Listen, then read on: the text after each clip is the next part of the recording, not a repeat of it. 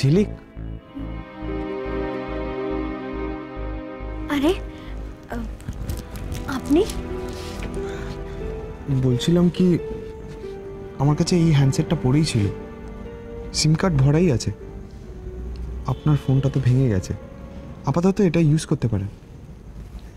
এ বাবা, ছি, আমার ওটা দরকার হবে না। আমি কাকেই বা ফোন করি আর বলুন? ওটা আপনার কাছেই থাক, আমার লাগবে না। আপনি এখনো রেগে আছেন তাই না? আসলে তখন আমার মাথাটা সত্যি গরম হয়ে গেছিল।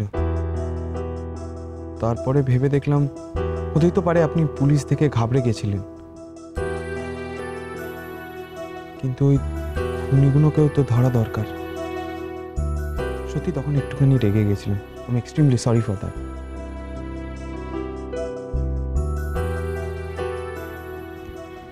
এমা, এভাবে বলবেন না। আপনি যদি হ্যান্ডসেটটা না নেন, আমি ভাববো এখনো আপনি রেগে আছেন। আমি মানে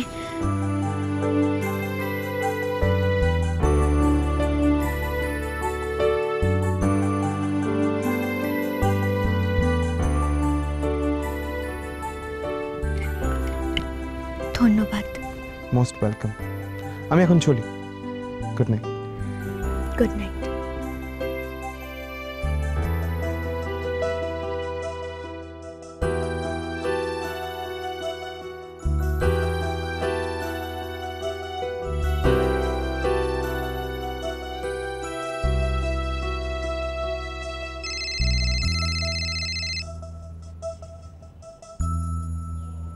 unknown number. Hello hello, hello Anshu, আমি ঝিলিক বলছি। হ্যালো হ্যালো, তুমি শুনতে পাচ্ছ? শুনতে পাচ্ছি, বলো। কথা বলছিলে না কেন? কি হয়েছে তোমার? কিছু না তো, অ্যাটলিস্ট তুমি রিং ব্যাক করার সময় পেয়েছো দেখে খুশি হয়েছি। রিং ব্যাক করা? তুমি এভাবে কথা বলছো কেন? তুমি ফোন করেছিলে আমাকে? সেটাও খেয়াল নেই, তুমি তো ফোনটা কেটে দিলে।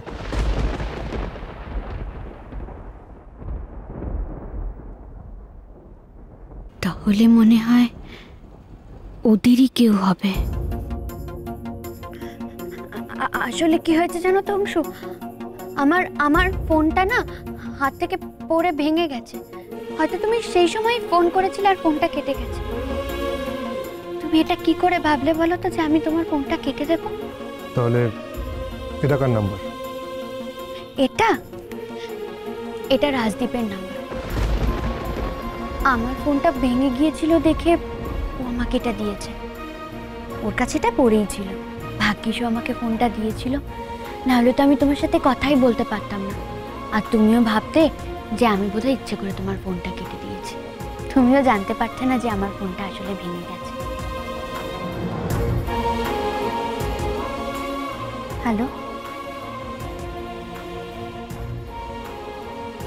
হ্যালো অংশু,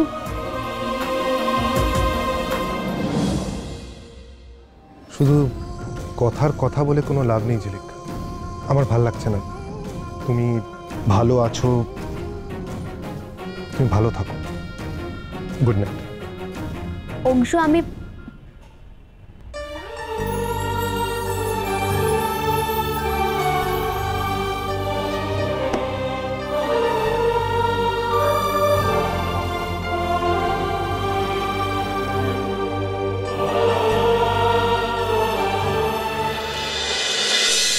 আপনি তাহলে সত্যিই চলে যাচ্ছেন?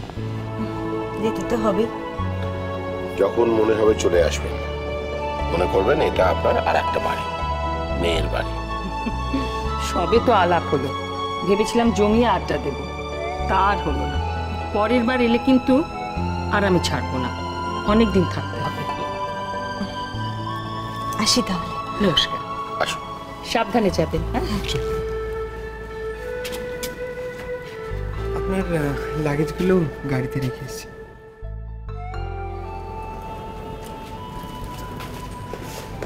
মিস্টার চ্যাটার্জি, আপনার এই ছেলেটা কিন্তু বড্ড ভালো ছেলে।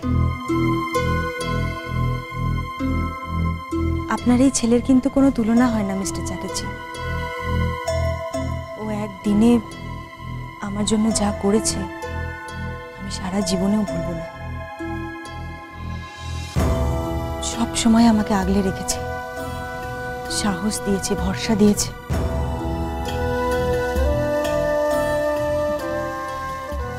আমি ওর কাছে সত্যি খুব কৃতজ্ঞ।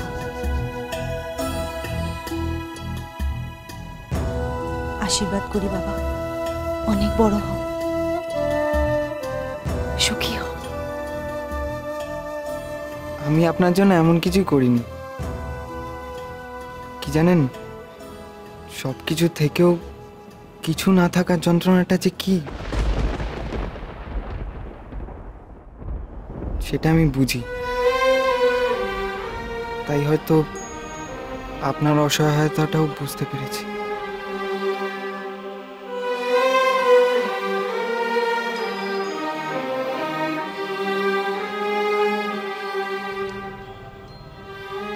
আমাদের মনে হয় বেশি লেট করাটা উচিত হবে না। হ্যাঁ, সবাইকেই বললাম, আসি তাহলে।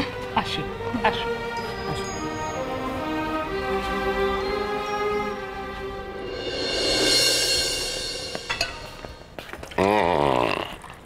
খাবার রেডি স্যার। আমরাও রেডি। পিপি, কি হলো? কি হচ্ছে? কি হচ্ছে তোমার ঝিলি? মার আবার প্রচন্ড কষ্ট হচ্ছে, খুব শ্বাসকষ্ট হচ্ছে মা।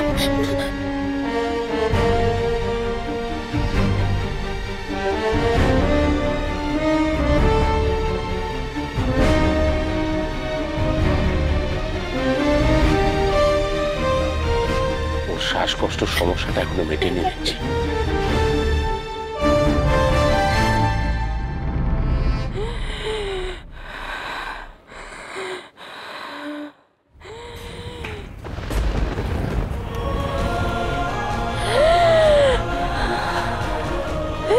শ্বাসকষ্টটা তো বাড়লো কি করে? নিশ্চয়ই ওষুধ খাওয়ানোর সময় মতো সেই এক রকম রয়ে গেল, একটুও বদলা নেই, একটুও না। ঝিলিক, ঝিলিক, দরকার বলো না, ওষুধ লাগবে তো কোথায় আছে বলো, আমি দিচ্ছি।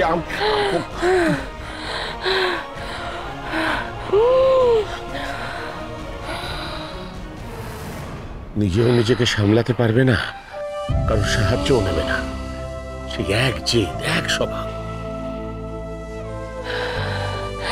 ঝিলিক, খুব কষ্ট হচ্ছে, ডাক্তার ডাকবো? ঝিলিক, ঝিলিক।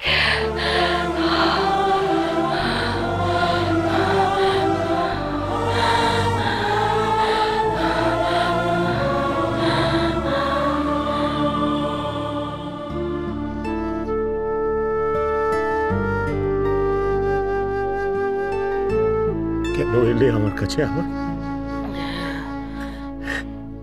কেন ফিরে এলে? কেন কেন?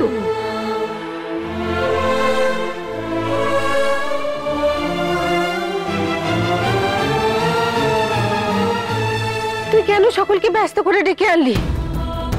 কষ্টের জন্য মনটাই কি যথেষ্ট নয়? মান অভিমানের মধ্যে শরীরটাকে না আনলেই তো পারে। এত আবেগ, এত উদ্বেগ কোথায়? আমি অসুস্থ হলে তো এত আবেগ উৎকণ্ঠা কখনো দেখিনি। আমি কি তোমার কেউ না? এতটাই পর তোমায় ছাড়া